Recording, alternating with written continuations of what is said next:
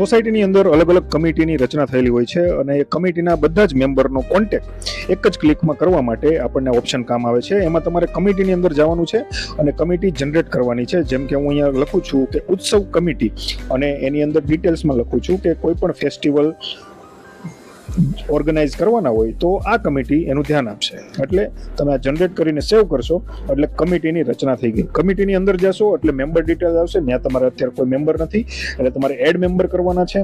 Add મેમ્બરમાં જે કોઈ પણ વ્યક્તિ આનું હેન્ડલિંગ કરવાનું હોય એ તમે નામ સિલેક્ટ કરીને એડ કરી દો અને રિફ્રેશ કરો એટલે કમિટીની અંદર 2 વ્યક્તિઓ થઈ ગયા. એને કોલ, વોટ્સઅપ જે કોઈ પણ કરવું હોય બધા જ મેમ્બર આનો એક્સેસ લઈ શકશે.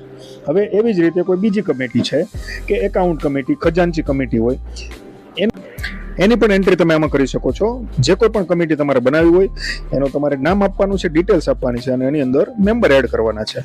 એટલે સોસાયટીના કોઈ પણ મેમ્બર કમિટીના કોઈ પણ સભ્યનો કોન્ટેક્ટ એક જ ક્લિકમાં એક્સેસ કરી શકશે.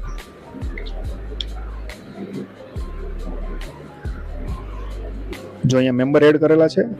આવી જ રીતે 2 કમિટીની રચના થઈ ગઈ છે. હવે મેમ્બરના ફોનમાં આવી રીતે દેખાશે. જે કમિટી હોય એની અંદર રિસ્પેક્ટેડ પર્સન હોય એનો કોન્ટેક્ટ નંબર, વોટ્સઅપ બધું જ એને એક જ ક્લિકથી સોલ્યુશન થઈ જશે.